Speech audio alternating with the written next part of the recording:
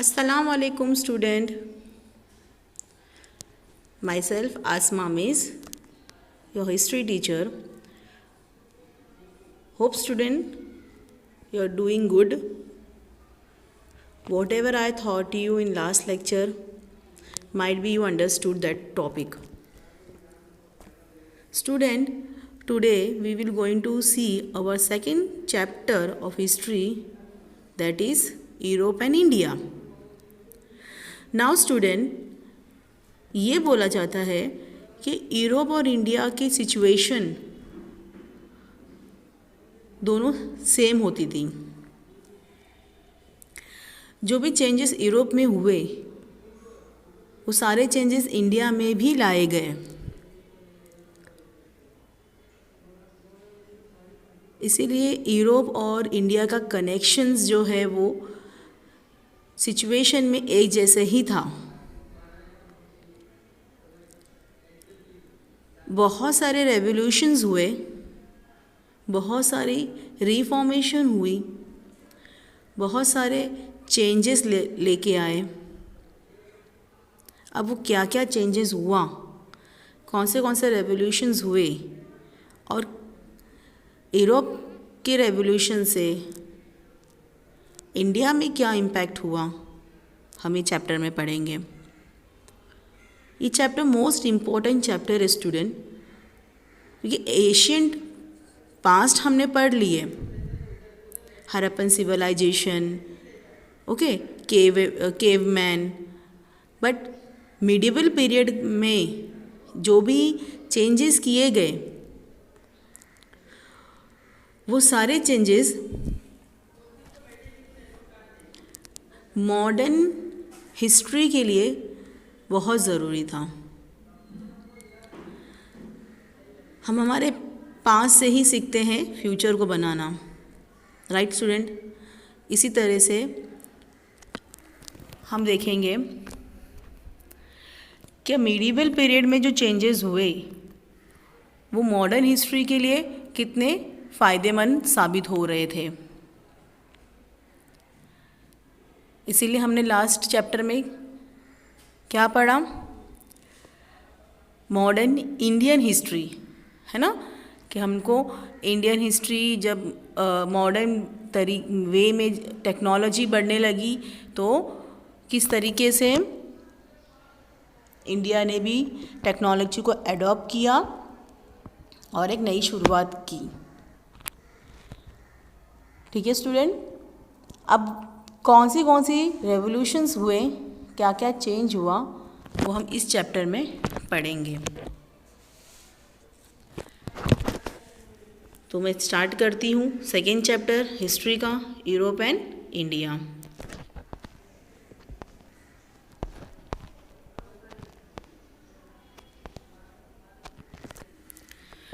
During the modern period, the various happening in Europe had impact on India.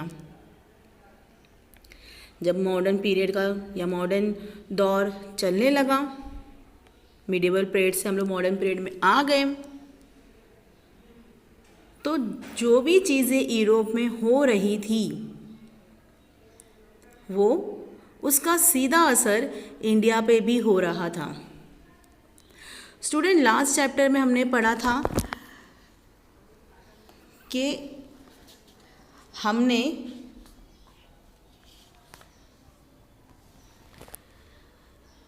जो भी changes देखे because of European, है ना, और मैंने कहा था कि यूरोपियन जो थे वो कौन थे, ब्रिटिश थे, है ना।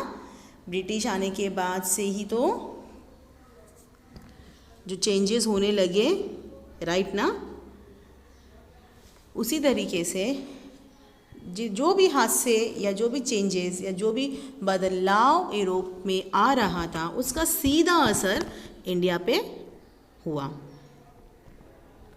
Therefore, while studying the period of modern Indian history, we have to study the events happening in Europe during this period. इसका मतलब ये है स्टूडेंट कि अगर हमको हमारे मॉडर्न इंडियन हिस्ट्री समझनी है। तो सबसे पहले हमको ये समझना होगा कि किस तरीके के चेंजेस यूरोप में होते थे और उसका सीधा असर क्यों इंडिया पे हुआ। ठीक है स्टूडेंट, सबसे फर्स्ट पॉइंट है हमारे पास period of Renaissance. What is रिनाइंसेस?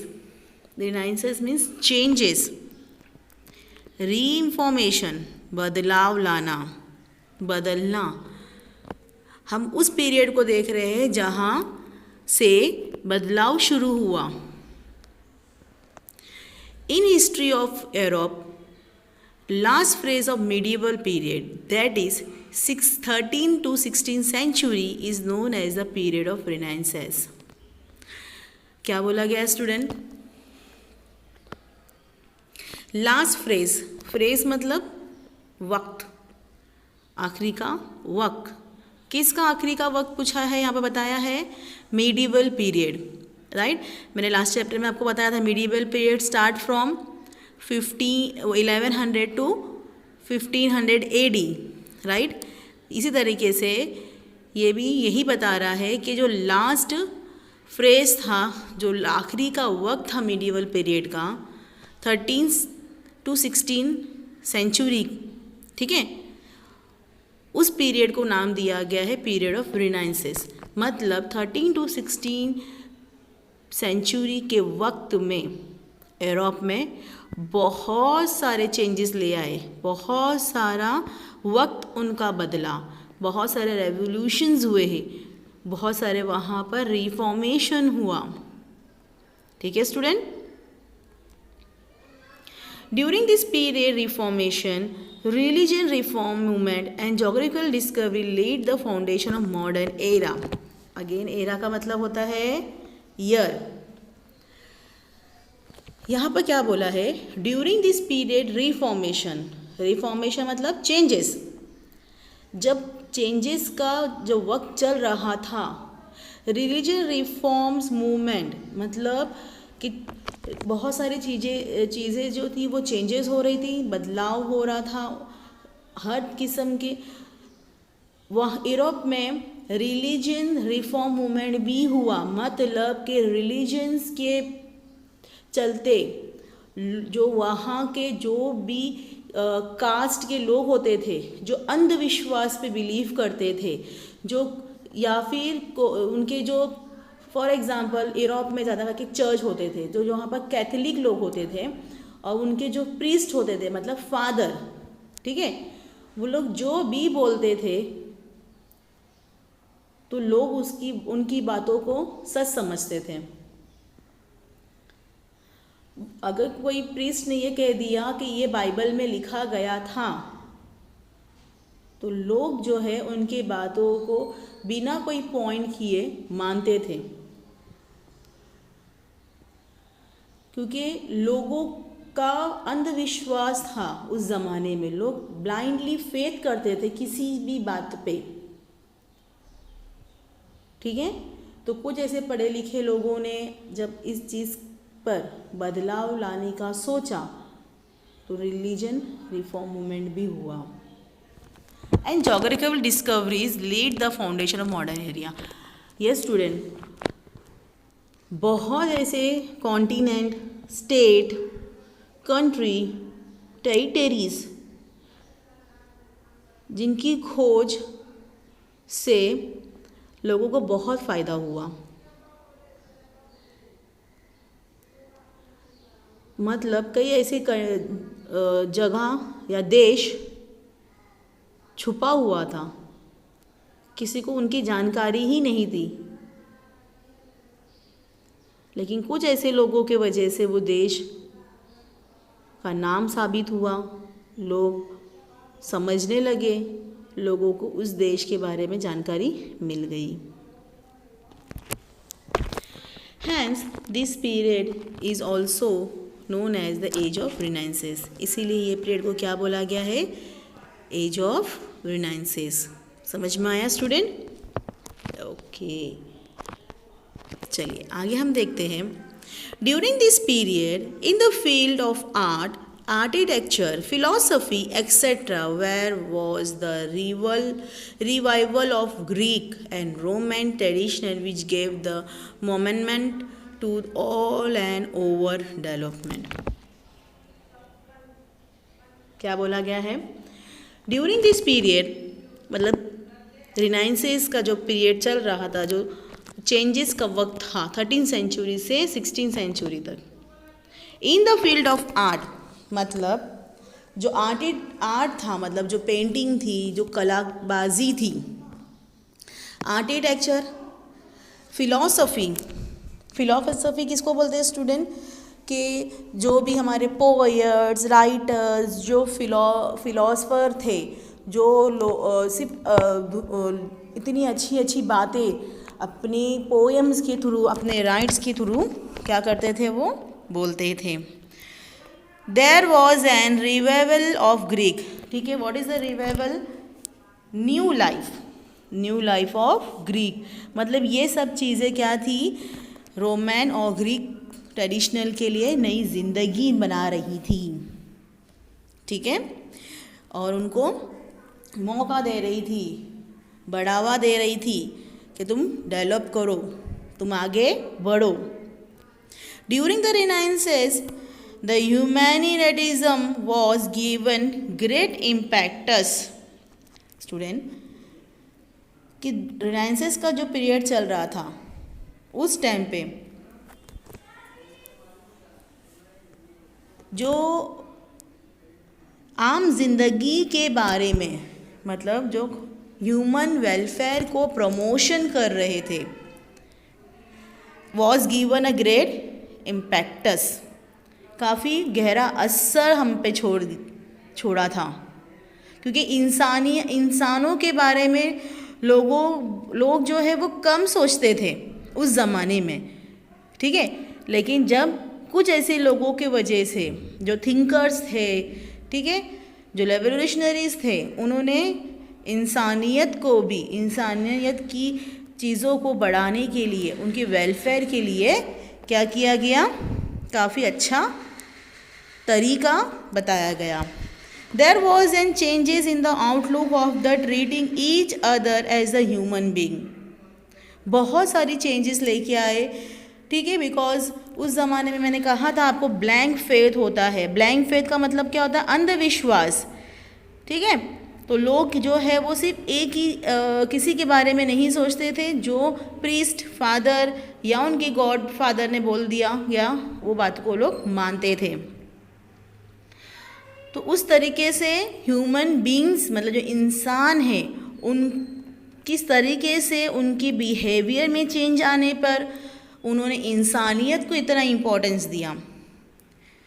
Instead of religion man became a centre of point of all ideologies.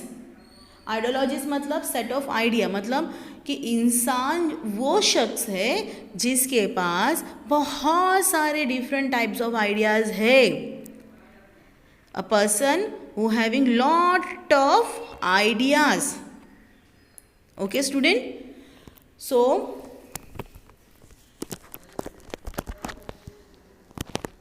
इसीलिए इन जो थॉट है, लोगों की सोच है, वो भी चेंज हुई। Now student, next topic is Leonardo da Vinci. He is a very famous personality. Okay, now I will explain you who was the Leonardo da Vinci. He is organized as an all around personality of the period of Renaissance. क्या बोला गया है?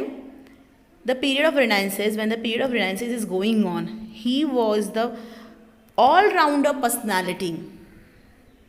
He having the all-rounder personality means वो ये शख्स वो था जिसके पास सब किस्म की तरीके की नॉलेज हुआ करती थी। He was well versed in the different branches of science and art. Yes, वो बहुत ही जानकारीमंद, मतलब उसके पास बहुत सारी नॉलेज थी साइंस एंड आर्ट्स की. He had a mastery over the varied subjects such as sculpture, architecture, mathematics, engineering, music, astronomy, etc. उसने एक तरीके से मास्टर किया था, मतलब ही having a lot of information, जानकारी उसके पास बहुत थी. स्कल्पचर मतलब किस तरीके की मिट्टी हम यूज़ कर सकते हैं और उससे हम कौन सी आर्टिकल्स या हम किस उस टाइप की कौन सी स्टैचूज़ हम बना सकते हैं. He was a good architecture, yes, उसने बहुत खूबसूरती से चीज़ें बनाई. He is an mathematician also, engineering भी वो कर चुका था. म्यूज़िक एंड एस्ट्रोनॉमी भी उसने पढ़ी थी. But he became world renowned as the painter. लेकिन इसके अलावा वो दुनिया में सबसे ज़्यादा पेंटर के नाम से फेमस हुआ. His painting of Mona Lisa and the Last Supper became the immortal. उसने अपनी ज़िंदगी के लास्ट ये मोनालिसा पेंटिंग बनाई और लास्ट सुपर पेंटिंग बनाई, जो काफ़ी दुनिया में एप्रिशिएट किया गया. काफ़ी दुनिया में उसको फेमस किया गया. आपने मोनालिसा की पेंटिंग देखी होगी student. Okay student, Leonardo da Vinci के बारे में मैं एक छोटी सी वीडियो आपको देने वाली हूँ. अब उस वीडियो से आपको और नॉलेज मिल जाएगी कि लियोनार्डो डा विंसी कैसे शख्स थे, how the personality of that person is.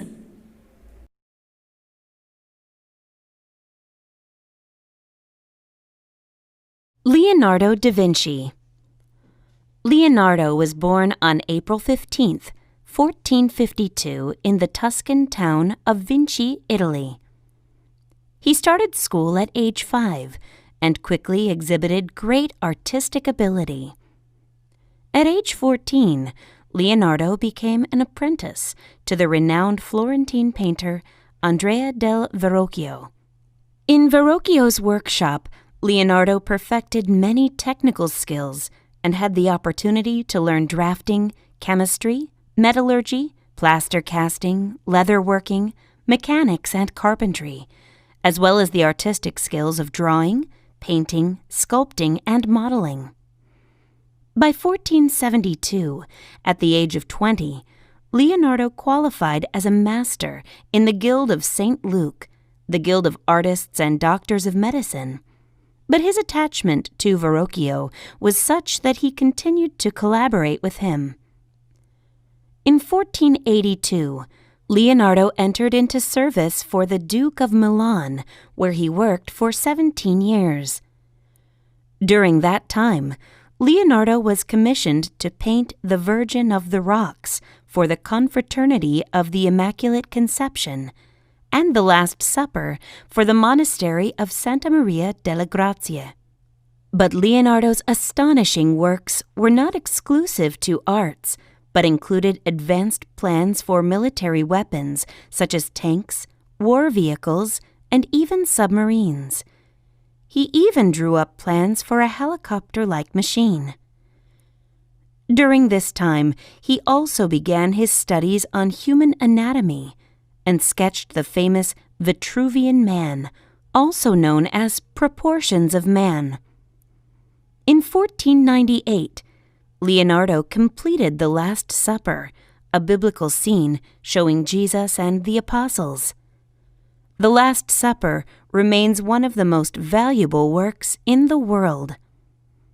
1 year later, Leonardo left the Duke's service after the Duke fell from power, and in 1503, he began working on probably the most renowned painting in world history, the Mona Lisa.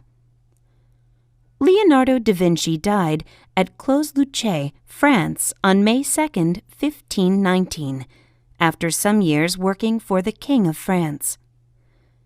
As of today, he is still considered one of the great geniuses and visionaries of all time, and his Mona Lisa is viewed at the Louvre Museum in Paris by thousands of visitors. Okay, student. Now we will move further. The reform movement spread throughout all sectors of human life. Through knowledge, science, as well as different sections of art, we can observe the discoveries of reform movement. Reform movement जो पूरी दुनिया में फैला हुआ था और ख़ास करके ह्यूमन लाइफ में, हम इसके बारे में किस तरीके से समझ सकते हैं? Knowledge, science as well as a different section of art. हम अलग अलग किस्म के आर्ट्स मतलब पेंटिंग के थ्रू लोग अपनी बातों को किस तरीके से बताते थे और उस फीलिंग्स को लेके लोगों ने किस तरीके से अपने लाइफ में रिफॉर्म किए, मतलब अपने लाइफ को चेंज किए.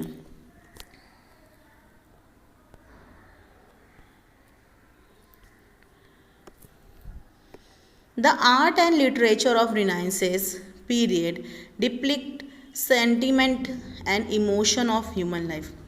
ये जो आर्ट्स था, ये जो लिटरेचर था, लिटरेचर मतलब नॉवल, प्ले, पोएट्री, ठीक है, ऑफ Renaissance period.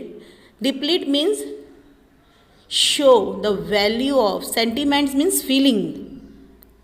ये जो आर्ट्स था, लिटरेचर था, ठीक है, ये जो आर्ट्स पेंटिंग थी, ये पोइट्री थी, या नॉवेल था, या प्ले था, या ड्रामा था रिनाइंसेस पीरियड का, उसने काफ़ी एक असर और एक इमोशनल फीलिंग्स ह्यूमन बीइंग के बारे में बताया गया था. Literature was produced in local language but better understood to the common people.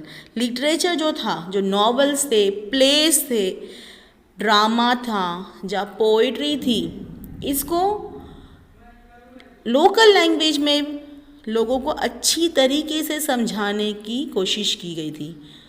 Hard words या हार्ड लैंग्वेज नहीं यूज़ किया गया था. लोकल लैंग्वेज से ही जो लिटरेचर्स थे वो अपनी पोएट्री के थ्रू, अपने नॉवेल के थ्रू लोगों को ह्यूमन बींग्स के बारे में जो था अच्छे से एक्सप्लेन करते थे. दैट मीन्स कि कॉमन पीपल्स की जो लैंग्वेज थी, अगर कोई नॉवेल्स वो पढ़ सकता है तो वो अपने लैंग्वेज में पढ़ सकता था और उसको समझ सकता था. It is not difficult to understood the any novel. So the literator और who is a writer, he tried to write in the local language that common people can understood the feelings. Okay. During 1450 AD, the Johannes Gutenberg from Germany discovered the printing press. क्या बोला गया student? 1450 AD में जो Johannes Gutenberg था, जो Germany का था रहने वाला, उसने प्रिंटिंग प्रेस को इन्वेंट किया. Due to this discovery new ideas, concept and knowledge reach to all the section of the society. इस डिस्कवरी के वजह से नए नए किस्म के आइडियाज़, कॉन्सेप्ट, तरीके जो थे वो सारे जो भी जगह थी, द सेक्शन था सोसाइटी में पहुंच सकता था. ठीक है स्टूडेंट, जॉन हैंस बर्गन की मैं आपको फ़ोटो भी दिखाऊंगी और उसने किस तरीके की प्रिंटिंग प्रेस जो बनाया है वो भी मैं आपको एक वीडियो में बताऊंगी. इसके आगे आप इसके देख सकते हो कि किस तरीके की प्रिंटिंग प्रेस थी.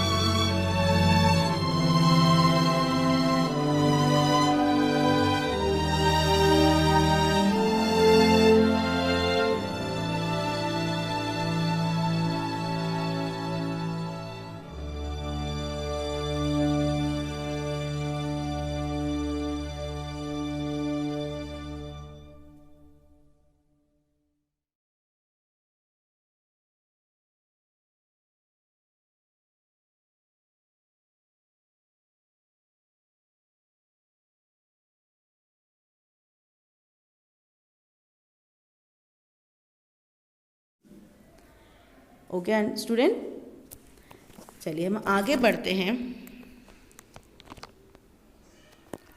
Religion reform movement. The independent intellectual attacked the old religion ideologies of Roman Catholic church.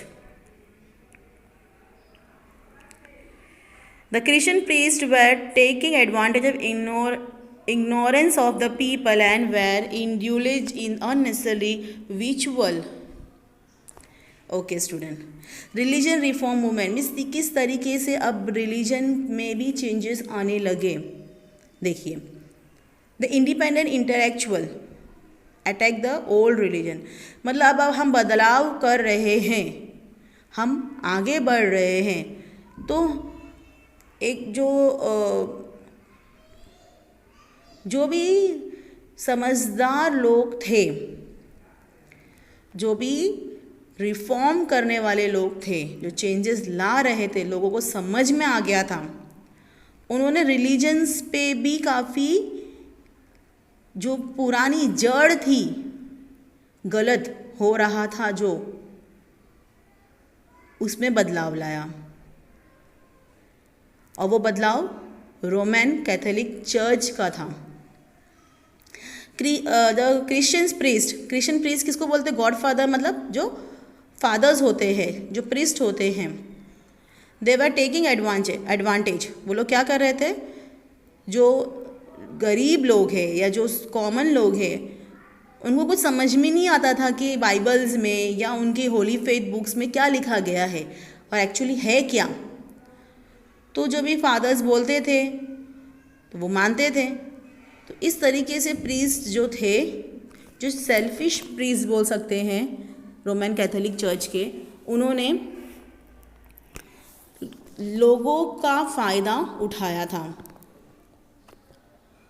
उन्होंने अननेसेसरली रिचुअल जो ट्रेडिशनल्स थी उसको बदला अपने फ़ायदे के लिए। ठीक है, दे लूट the people in name of religion, उन्होंने लोगों को लूटा, उन्होंने लोगों को लूटा रिलीजन्स के नाम पर। कुछ भी सुपरस्टिशन, कुछ भी अंधविश्वास की बातें वो लोग बताते थे, फादर्स और प्रीस्ट, और जो कॉमन लोग थे वो बातों को मानते थे। कई लोगों ने अपनी ज़िंदगी कुर्बान की, कई लोगों ने अपने प्रॉपर्टीज़, अपने पैसे भी ऐसे रोमन कैथोलिक चर्च के जो प्रीस्ट थे, फादर्स थे, उन पे कुर्बान कर दी। यहाँ तक के स्टूडेंट वो इतने अंधविश्वास थे कि उनको सही गलत का बिल्कुल भी समझ नहीं थी।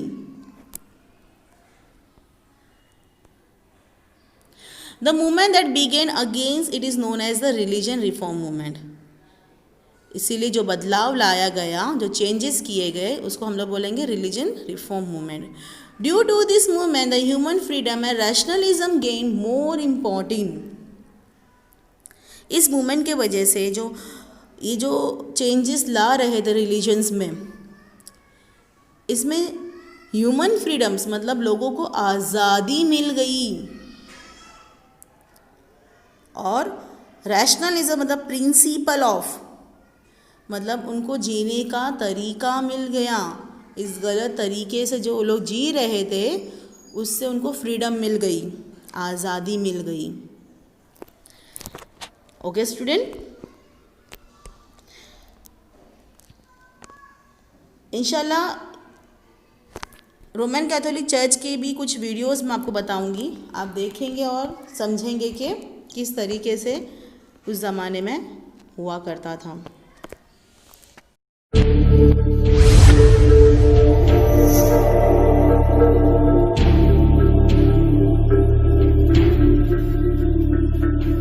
When was a Roman Catholic Church made? In order to understand its birth, first we need to follow the process on how the early church in Rome, which had been persecuted, obtained recognition from the Roman Empire. The church in Rome kept the undefiled truth of the early church in its initial stage. but later accepted various gods of Rome and religious customs when it became acknowledged as a Roman religion. And this gave birth to the Roman Catholic Church that has the characteristics of Roman polytheism. The Apostle Paul preached the gospel of Christ to Palestine, Asia Minor, Greece, and finally in Rome.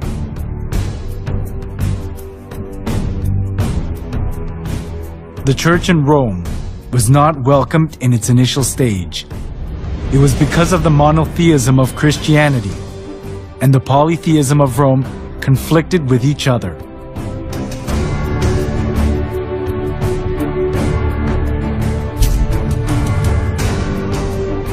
The Romans believed that everything, humans, places, and goods, was inhabited by divinity.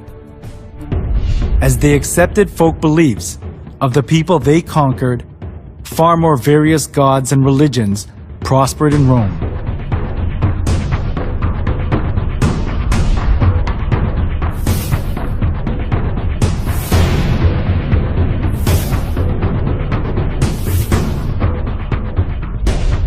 Christian monotheism that appeared in this age went counter to the polytheistic concept of Rome, especially as the Roman emperors approved all the religions of the people they conquered in order to rule over them and to achieve their political purposes.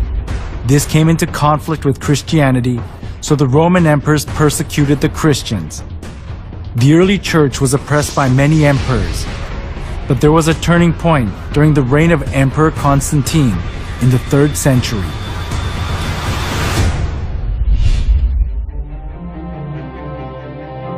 In 313, Emperor Constantine proclaimed the Edict of Milan. The edict approved Christianity as a legal religion of Rome and gave legal privileges and immunity from military duty and taxes to the Christian clergy.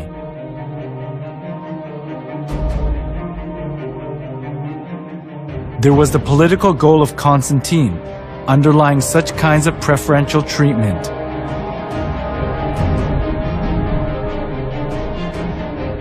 It was Mithraism, the sun worship religion, that was diffused throughout Rome. But all the Roman emperors deified themselves and enforced people to worship them. Some of the nobility were fascinated by the Egyptian mystery religion. So, Rome suffered from religious dissension within itself. At this, Constantine tried to make the best use of Christianity that had spread throughout the whole region of Rome, despite all sorts of persecution. This was because he thought that Christianity could solidify his empire. By approving Christianity as a national religion of Rome, Constantine tried to seek the unity of the Roman Empire under one religion.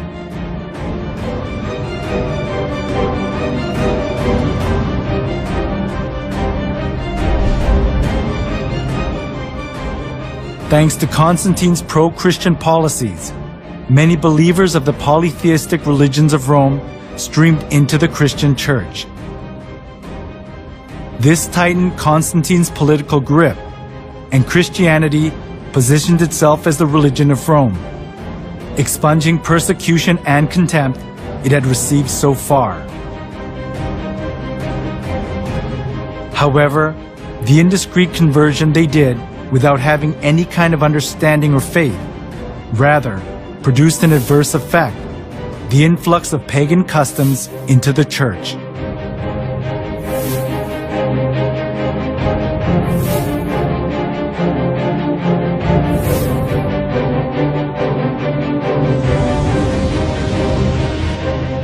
Those who were tainted with polytheism of Rome looked as if they had converted, but in actuality it wasn't easy for them to get rid of the religious rites and institutions of worshipping the sun, the moon, and the stars, and various gods and goddesses, which they had worshipped since their forefathers.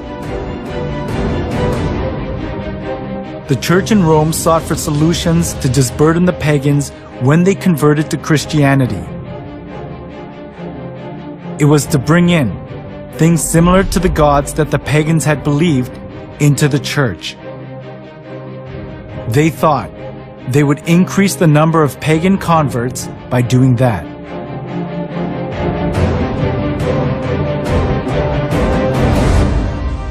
For the Christian bishops introduced, with but slight alterations into the Christian worship, those rites and institutions by which formerly the Greeks and Romans and others had manifested their piety and reverence towards their imaginary deities, supposing that the people would more readily embrace Christianity if they perceived the rites handed down to them from their fathers still existing unchanged among the Christians.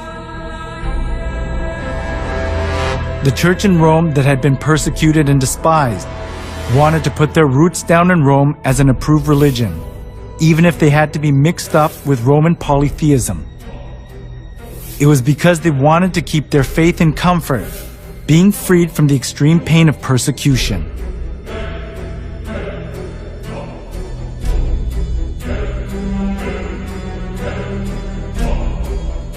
To attract more pagans, the church in Rome tried to Christianize various kinds of pagan gods to suit the Bible. One of the most representative things among them was accepting pagan customs of the sun god worship tradition. The church in Rome identified Jesus with the sun god.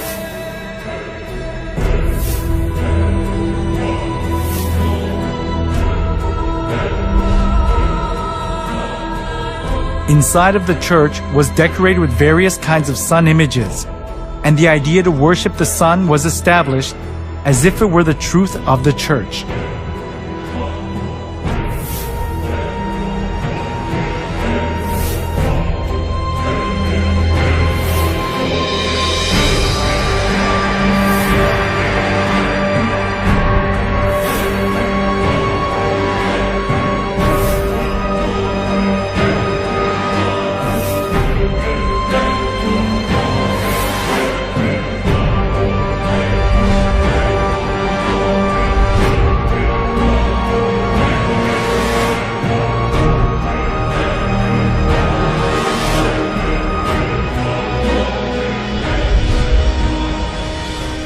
All judges, city people, and craftsmen shall rest on the venerable day of the sun. Constantine's edict in 321 played an important role in making the sun god worship faith to put its roots down in the church. Constantine continued to identify the sun with the Christian god in some way.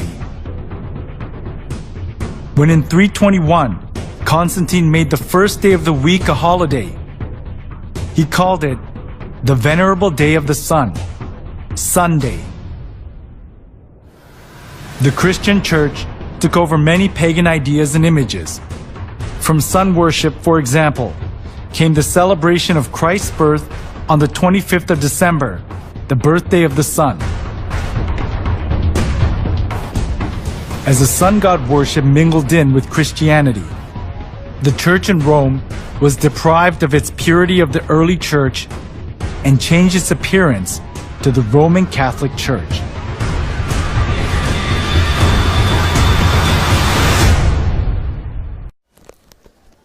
Now student हम आगे बढ़ेंगे geographical discoveries के बारे में, मतलब किस तरीके से जो है डिस्कवरीज होती गई, territories, continent, state, countries.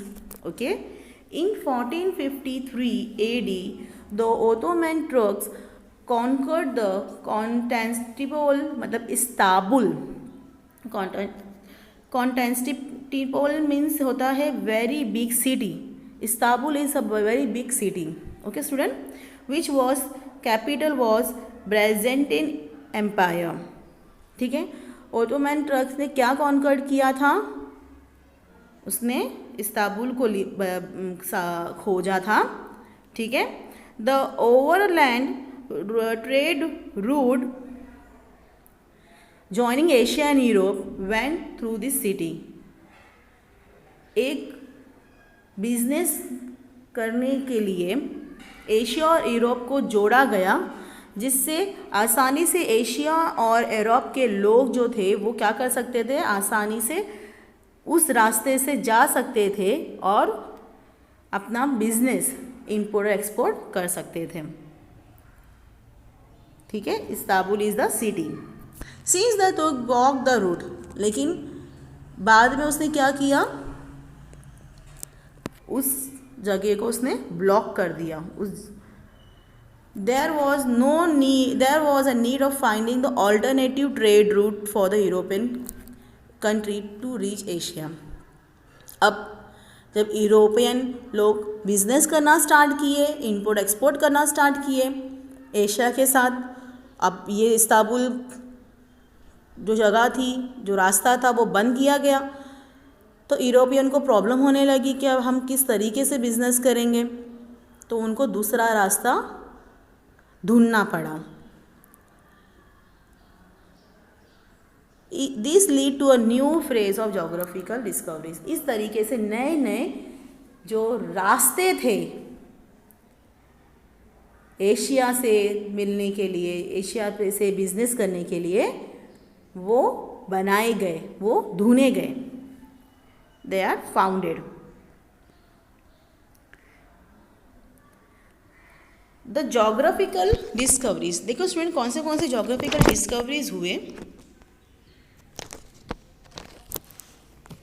During 15th century, European sailor went to the expenditure of discover sea route to India. अब यूरोपियन सेलर्स, जो यूरोपियंस थे, उन्होंने क्या किए, थ्रू द सी रूट, मतलब पानी के रास्ते से उन्होंने इंडिया तक जाने वाली जो भी पानी का रास्ता था वो ढूंढ रहे थे।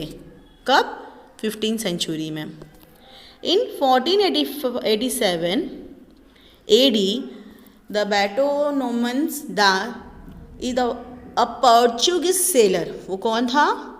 He is an Portuguese sailor. Began his expenditure in the search of India.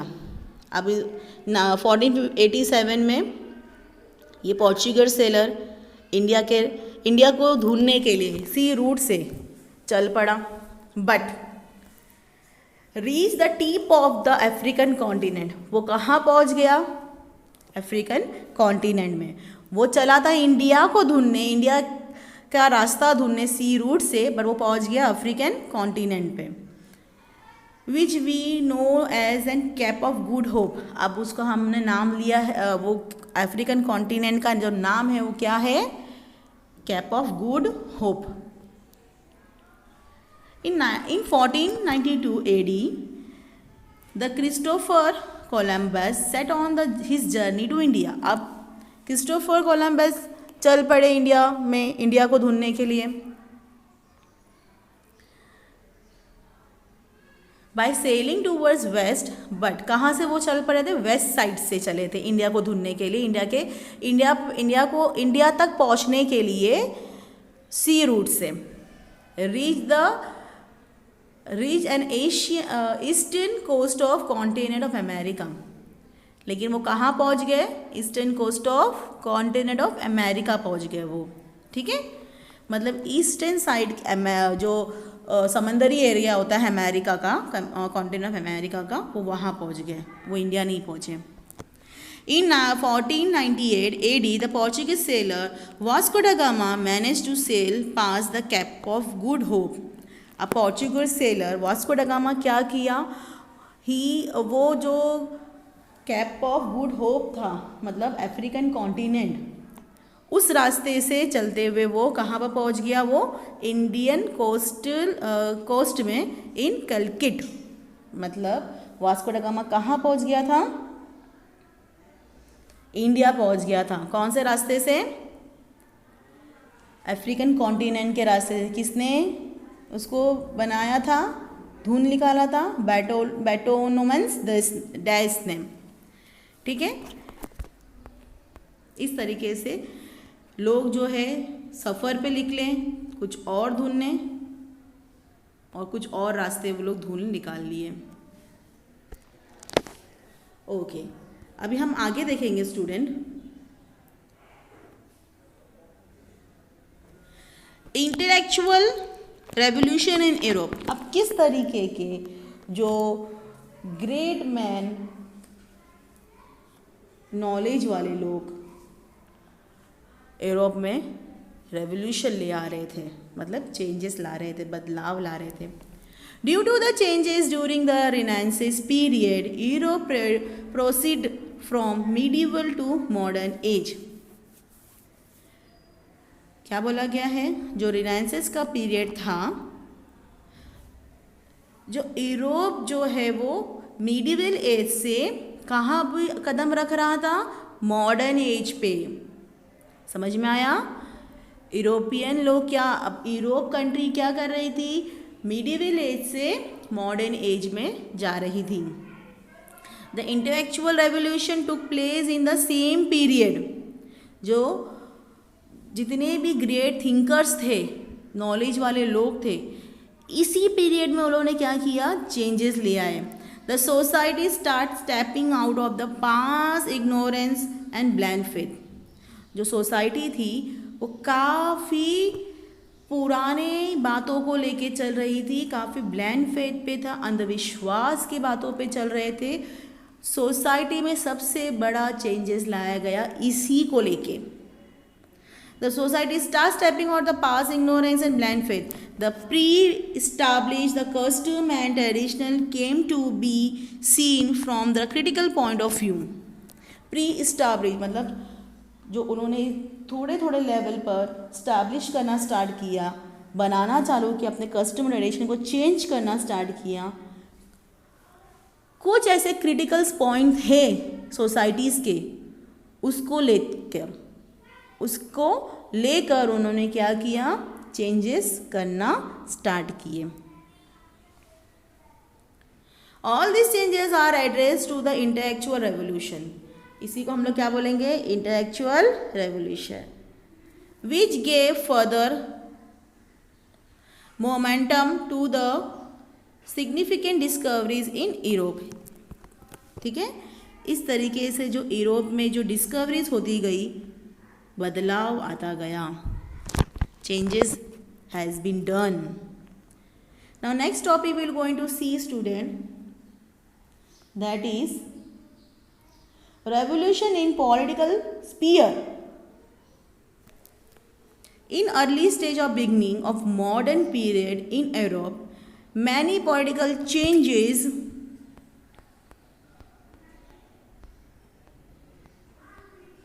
took place. ये बोला जाता है मॉडर्न पीरियड के पहले की शुरुआत में, ठीक है, बहुत सारे पॉलिटिकल चेंजेस भी लाए गए यूरोप में। Okay, due to the various evolution event during 18 as well as 19th century, बहुत सारे रेवोल्यूशनरीज इवेंट्स हुए, बहुत सारे चेंजेस हुए 19th सेंचुरी पीरियड्स में, 18 से लेके 19th सेंचुरी के पीरियड्स में, और उसको बोला गया है age of revolution. During this period there was great development of parliamentary democracy in England. अब ये चेंजेस होने लगे तो काफ़ी बढ़ावा दिया गया, काफ़ी चेंजेस लाए गए पार्लियामेंट्री डेमोक्रेसी में भी। कहाँ पर? इंग्लैंड में। There was changes in form of cabinet system. ठीक है स्टूडेंट, सबसे बड़ा कैबिनेट सिस्टम लाया गया। कैबिनेट सिस्टम के टॉपिक जो है सिविक्स में है स्टूडेंट, मैं उस टाइम पे आपको अच्छे से एक्सप्लेन कर सकती हूँ। यहाँ पर कैबिनेट सिस्टम मतलब मैं आपको बताऊँ कि ऐसे पार्लियामेंट में जहाँ पर हम सब लोग बैठ कर अपोजिशनल पार्टीज़ और रूलिंग पार्टीज़ क्या कर सकती है? डिस्कशन ला सकती है, कोई बिल पास कर सकती है। ठीक है, the bill of rights 1689 lead the limitation of power of king. एक बिल पास किया गया 1689 में, जहाँ पर जो किंग हुआ करता था, जो राजा हुआ करता था उस जगह का, उसके रूल पे लिमिटेशंस लगाए गए। The sovereignty of parliament was established. The supreme qualities of parliament मतलब तो पार्लियामेंट में काफ़ी अच्छी तरीके की इम्प्रूवमेंट, सुप्रीम क्वालिटीज़ जो थी वो बनाई गई। Okay student, our next topic is American war of independence. Yes, अब अमेरिका भी लड़ रहा था अपने देश को आज़ाद दिलाने के लिए। ठीक है, अब देखिए उसके बारे में भी क्या लिखा गया है। With the background of revolution development in Europe, जिस तरीके से जो रेवोल्यूशन हो रहा था यूरोप में, it is equally important to think about the America war of independence. तो अमेरिका में जो लड़ाई हो रही थी, जो वर्ल्ड वॉर हो रहे थे इंडिपेंडेंस को लेके, उसको भी बराबरी का क्या दिया गया था, इम्पोर्टेंस दिया गया था। With the discovery of America, जिस तरीके से अमेरिका डिस्कवर हुआ, the European country turn their attention towards the continent. अब जितनी भी यूरोपियन कंट्रीज थी वो अपने कॉन्टिनेंट पे चली गई, अपने कॉन्टिनेंट पे ध्यान देने लगी। The imperialist European countries took control the different religion of America. जो इम्पेरियलिस्ट थी, मतलब जो भी लड़ाई के वक्त लड़ रहे थे, वो लोग, जो भी यूरोपियन कंट्रीज़ के लोग थे, वो क्या करते थे, वो अलग अलग जो रीजन थे, जगह थे अमेरिका में, उसके ऊपर अपना कंट्रोल करने की कोशिश कर रहे थे। एंड इस्टेब्लिश द कॉलोनीज, और उन्होंने क्या किया, अमेरिका के अलग अलग जगहों पर कॉलोनीज बनाई। कॉलोनीज किसको बोलते हैं बेटा, एक ऐसी कंट्री या फिर एक ऐसा एरिया जहाँ पर एक powerful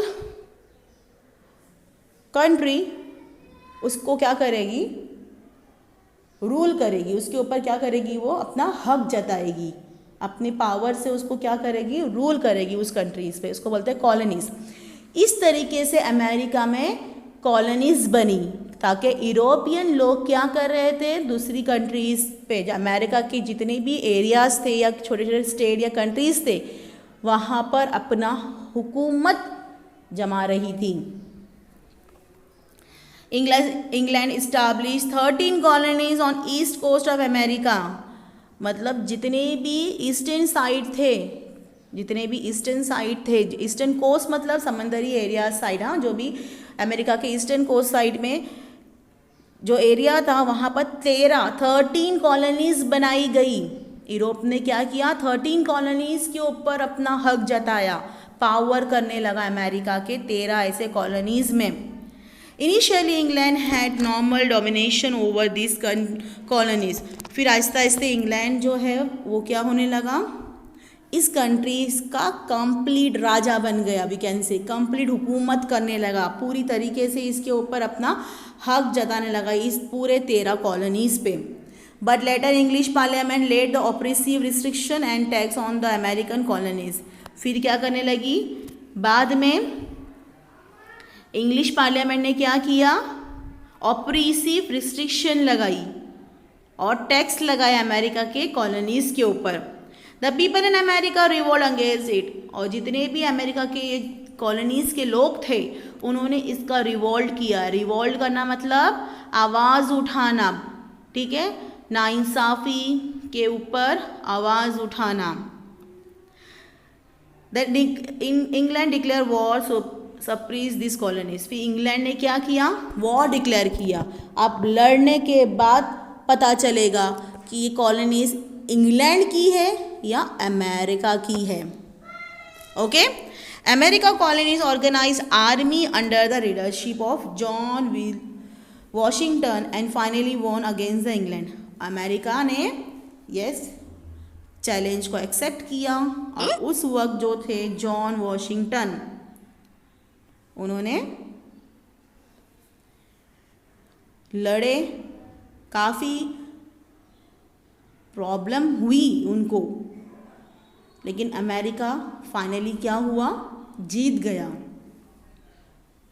this event is known as the America war of independence. इस तरीके से जो इंग्लैंड ने 13 कॉलोनीज के ऊपर अपनी हुकूमत जताने के लिए लड़ाई की चैलेंज दी अमेरिका पे।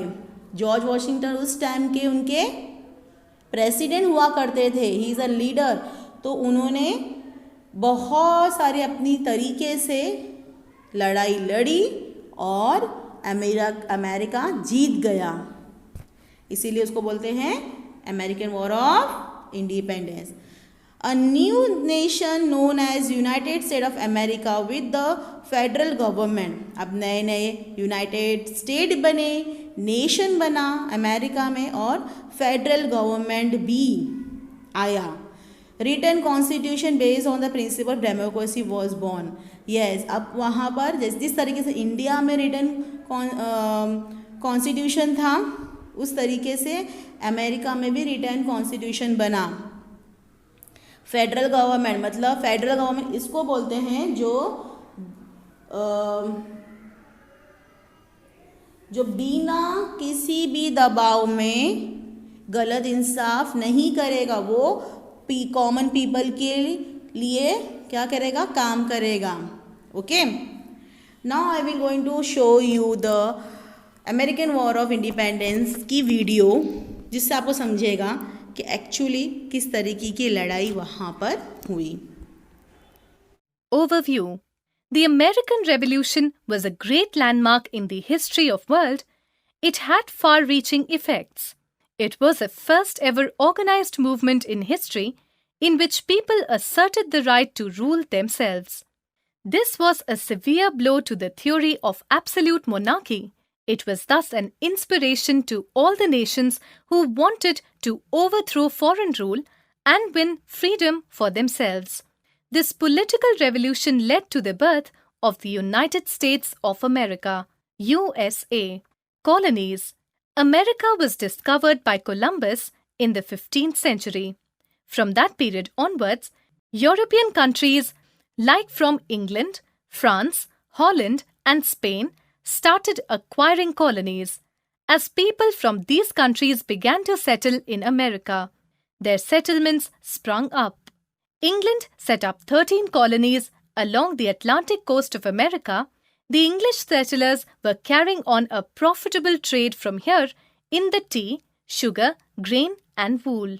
These colonies were under the control of English government. Each colony was separate from one another.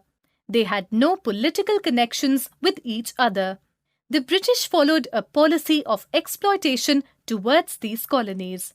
The colonies did not have any say in matters of trade, economic development, and levying of taxes. However, these colonies elected their government, enacted laws, and managed their own affairs.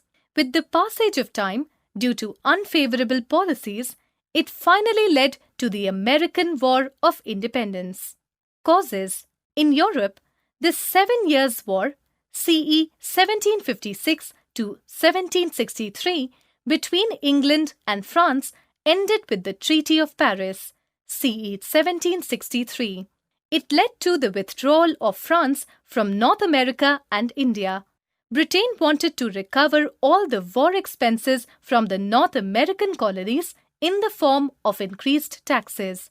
The British government felt that colonists had received protection during war, hence they should share the financial burden of the war. The English were of the view that colonies exited from the mother country, hence they exploited the colonies economically and restrictions were imposed on their trade and industries. The Navigation Acts gave monopoly to the English ships to carry goods to and fro from the colonies. The colonies could import goods only from England and goods were to be exported only to England. From where they were to be shipped to other places, this restricted the freedom of colonies to trade and this was strongly resented by the colonies. In CE 1765, the Stamp Act was passed. It required all legal documents to bear a revenue stamp. It increases the duties on all legal and commercial transactions. The British made it clear to the colonies from that the amount that would be collected would be spent on the defense of the colonies, the natives of North America. The colonies protested against the act as they believed that the British government had no right to tax them and the taxes were unjust As British Parliament did not have any representatives from the colonies, so it did not have the right to levy taxes either. The colonies demanded the representation in the Parliament before any tax could be imposed on them. They coined the slogan, "No taxation without representation." When the uprising turned violent, the English repealed the Stamp Act. However, the English maintained that it still had the right to collect taxes from the colonists. The settlers in the colonies were inspired by the writings of the English and the French philosophers who stood for rights, freedom, and equality for men, which no government could take away. American philosopher Jefferson inspired people to rise against unjust rule of the England and become independent. In 1767, Britain introduced the Revenue Act. By this, new taxes were imposed on consumer goods like tea, paper glass, and paint, which were imported into the colonies. The colonists rebelled against it, hence all the taxes were withdrawn. Only a nominal tax was charged on tea, simply to assert the right to import. The government's decision to tax tea was severely criticized by the colonists. Fact: a Constitution Convention was called at Philadelphia in 1787 CE to frame a new constitution which came into effect in 1789 CE. The Constitution established a republican form of government. It set up a federal system. Jefferson managed to introduce a Bill of Rights to the federal constitution. Beginning in CE 1773, when a cargo of tea arrived at the Boston port, a few colonists dressed up as Red Indians boarded a ship and dumped the crates of tea into the sea. This incident is known as the Boston Tea Party. The British government regarded it as an open defiance of its authority. In CE 1774, representatives of all the colonies met at Philadelphia and appealed to the king not to tax the colonies and end the restrictions on trade. The British government regarded it as an act of defiance and did not accept any of the demands. At this, the colonists declared a war against England, CE 1775. The representatives of 13 colonies met for the first time at Philadelphia and on 4th of July 1776 adopted the Declaration of Independence written by Thomas Jefferson. The declaration stated that all men are born equal and cannot be denied the right to life, liberty, and pursuit of happiness. The declaration also asserted the right of the colonies to be free and independent. The Declaration of Independence is significant as it was a great blow to imperialism.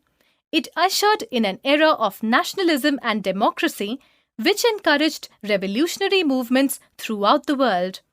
It asserted the right of the people to form their own government. Birth of USA. The American War of Independence continued for 8 years. It ended in CE 1781. The colonies which emerged victorious were led in the war by George Washington, who was a great general who routed the British armies. The English were forced to sign the Treaty of Versailles in 1783, by which English recognized the independence of the 13 former colonies and a new state known as the United States of America came into existence. In CE 1789, a new constitution came into force. It declared America a republic to be headed by an elected president. The 13 colonies joined together to form a federation. This gave birth to a new federal republic, which was first of its kind. This federal republic spread the idea of democracy as a government of the people, by the people, and for the people. It was based on the principles of liberty, equality, and fraternity. An important part of the Constitution was the Bill of Rights. It assured the people justices under the law, freedom of press, religion, and speech. Importance of the American War of Independence. The success of the American Revolution encouraged the revolutionary forces in other countries. It led to a number of revolutions and national movements in other parts of the world. It signified the end of foreign rules as the 13 colonies got their independence. It showed to the world that every colony or nation has the full right to throw the tyrannical imperialist power and set up its own government. It started the practice of giving the people a written constitution. Many countries of the world followed the Americans and came to have written constitution. The new American state gave the world a democratic republic. In a democratic setup, the power of people recognized as government was by the people, of the people, for the people, and it was based on the ideals of liberty, equality, and fraternity. In republic form of government, the elected head of the state was the president with a fixed tenure. Further, they adopted a federal constitution in which they recognized a central authority for common interest but at the same time preserved the rights of the states. The revolution marked the birth of USA as the world's first democratic republic, which in course of time became the richest country in the world and achieved the status of a superpower. Fact: on 4th July 1776, Americans declared freedom. George Washington became the supreme commander of army. ठीक है student. Now our topic is French revolution. अब French revolution में क्या था? इन 1789 AD, the people of French Revolution against the uncontrolled and unjustice monarchy and feudalism and established the republic. This is known as the French Revolution. जब भी French revolt कर रहा था, किस बात पे रिवॉल्ट कर रहा था 1789 में? कि जो उसकी अनजस्टिस मोनार्ची थे. मोनार्ची मतलब वहाँ के प्रिंसली स्टेट, वहाँ के जो भी राजा महाराजा जो भी पावरफुल थे वो नाइंसाफ़ी करते थे लोगों से. ठीक है, वहाँ पर फ्यूडलिज्म नहीं था, मतलब आज़ादी नहीं थी. वहाँ पर अपने बातों को बोलना, अपने आइडियाज़ को साबित करने का वहाँ पर किसी को हक नहीं था. इसीलिए वहाँ पर जो थे चेंजेस लाने के लिए रिवॉल्ट किया गया, आवाज़ उठाई गई. French revolution gave to the world 3 values. French revolution ने पूरी दुनिया में 3 बात बताई: liberty, equality and fraternity. Liberty freedom, equality बराबरी, फर्टर्निटी मीन्स भाईचारा. अंडरस्टूड? फ्रेंच रेवोल्यूशन ने दुनिया में 3 बात बताई, 3 इम्पॉर्टेंट वैल्यू दी: liberty, equality and fraternity. Understood? Liberty means freedom, equality means equal right, fraternity means brotherhood मतलब भाईचारा. Okay student? In the world history, among the political revolution, the American War of Independence and French Revolution have a very important place. क्या बोला गया student? अगर हमने पूरी दुनिया की हिस्ट्री देखी तो सबसे पॉलिटिकल रेवोल्यूशन मतलब पॉलिटिकल फील्ड में जो बदलाव लाया गया वो American war of independence and French revolution होने के बाद ही हुआ. और इन 2 रेवोल्यूशन के वजह से, इन 2 वॉर के वजह से, या इन 2 रिफॉर्मेशन के वजह से, American war of independence and French revolution के वजह से क्या हुआ? पूरी दुनिया में एक नई हिस्ट्री साबित हुई, एक नया इतिहास बनाया गया. इसलिए मैंने कहा यूरोप में जो चेंजेस होते थे वो उसका सीधा असर हमारे इंडिया पे भी होता था. आई बात समझ में स्टूडेंट? इंशाल्लाह फ्रेंच रेवोल्यूशन की भी वीडियोस मैं आपको इसके बाद दूंगी, आप देखेंगे.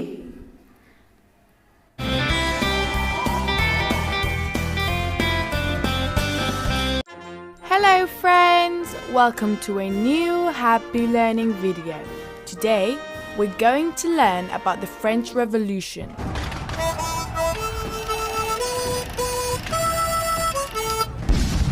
one of the most important events in world history, since it shifted the passage from the modern age to the contemporary age and performed the biggest political and social change that has ever been known in Europe. The French Revolution occurred at the end of the 18th century, exactly in the year 1789. At that time, King Louis XVI ruled. It was an absolute monarchy. That is, the king had all the power and could make the decisions that he wanted, without having to answer to anyone. Thanks to his power, Louis XVI and all the nobles who supported him had great wealth and great privileges. Meanwhile, the common people, the bourgeoisie, such as medical lawyers, artisans, merchants or peasants, had to pay many taxes and lived, the vast majority, in misery.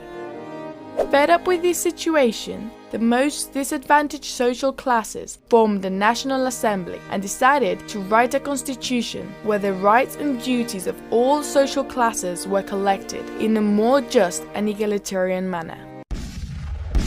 From that moment on, violent riots began. On July 14, 1789, in Paris, the capital of France, a large mass of people went to Bastille, prison, where all those who had opposed the king were imprisoned, to free them. This assault became the symbol of the revolution. In the rest of the country, there were also many revolts and peasants rebelled violently against the nobles, looting and destroying their castles.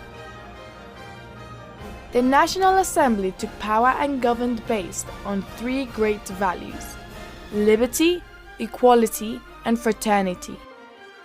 The new governors wrote a very important document, the Declaration of the Rights of Man and of the Citizen, antecedent of the Constitution that was approved 2 years later. The French people dethroned King Louis XVI, and both he and Queen Marie Antoinette, his wife, were beheaded in the guillotine. The consequences of the French Revolution were many, but the most important thing was that it ended the inequality between social classes, that new rights were established for citizens, and that democratic ideas were spread to the rest of the countries of Europe. The truth is that knowing the past, the present is better understood, and the future is improved. Don't you think? Goodbye, friends! Until the next happy learning video.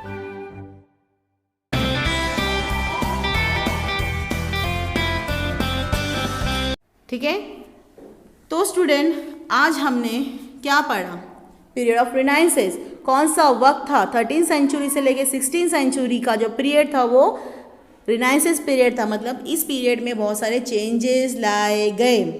फिर हमने देखा Leonardo da Vinci के बारे में, ठीक है, ये पूरे ये जो इन बंदा था ये सब नॉलेज रखता था, लेकिन सबसे ज़्यादा फेमस किस बात पे हुआ? वो पेंटर के नाम से, और उसने इस तरीके की पेंटिंग बनाई मोनालिसा की जो दुनिया में आज तक काबिल तारीफ है। फिर हमने देखा दो जोहान्स गॉबर्टन को, जो जर्मनी का था, जिसने प्रिंटिंग प्रेस बनाई। फिर हमने देखा किस तरीके से ये जो रोमन कैथोलिक चर्च के जो प्रीस्ट थे, जो बेवकूफ़ बना रहे थे वहाँ के रोमन के लोगों को, तो उनकी सोच को बदला गया, किस तरीके से रिलीजन्स रिफॉर्म हुआ। फिर हमने देखा कि ओटोमन टर्क ने जो है वो एशिया और यूरोप को जोड़ दिया, लेकिन कुछ समय बाद उसने क्या किया? उस जगह को ब्लॉक कर दिया, वहाँ से कोई भी इंपोर्ट एक्सपोर्ट नहीं होता था। तो यूरोपियन लोगों को काफ़ी तकलीफ़ होने लगी कि अब हम क्या करें बिज़नेस करने के लिए। तो उन्होंने नए नए रास्ते खोजे एशिया को जोड़ने के लिए। तो उस तरीके से बहुत सारे कॉन्टिनेंट ऑफ अफ्रीका बना, अमेरिका के ईस्टर्न कोस्ट पे पहुंच गए कोलंबस, पोर्चुगीज़ आ गया, कैलकिट इंडिया के कोस्टल एरिया पे, कैलकिट मीन्स गोवा जो भी एरिया था। फिर हमने देखा कि कितने समझदार जो लोग थे जिन्होंने क्या किए? यूरोप में रेवोल्यूशन लेके आए। जितने भी समझदार पढ़े लिखे लोग थे उन्होंने यूरोप में रेवोल्यूशन लेके आए, और उस रेवोल्यूशन के वजह से क्या क्या चेंजेस हुआ वो भी हमने देखा। 18 और 19 सेंचुरी एज ऑफ रेवोल्यूशन बोला गया है ना। फिर हमने देखा कि अमेरिका वॉर ऑफ इंडिपेंडेंस क्या था, किस तरीके से यूरोपियंस जो थे, इंग्लैंड जो था वो 13 कॉलोनीज़ बनाया और उस 13 कॉलोनीज़ पे अपना हक जताने के लिए क्या हुआ, वॉर हुई और जॉर्ज वॉशिंगटन ने उस वॉर को एक्सेप्ट करते हुए वो लड़ाई जीत गए, है ना। और वहाँ पर फेडरल गवर्नमेंट बनी, डेमोक्रेसी आई वहाँ पर भी।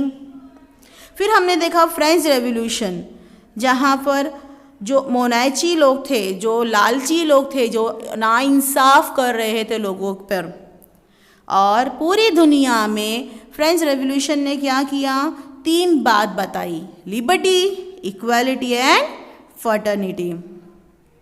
ठीक है स्टूडेंट, इससे मालूम होता है कि जो पूरी दुनिया में इतिहास बनाया गया, हिस्ट्री बनी गई, और ये हिस्ट्री, ये 2 American war of independence and French revolution काफ़ी असरमंद रहा।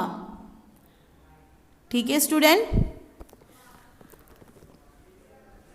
उम्मीद करती हूँ आपको जितना भी मैंने आज एक्सप्लेन किया है वो समझ में आया होगा।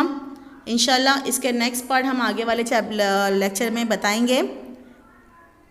अल्लाह हाफिज़ स्टूडेंट।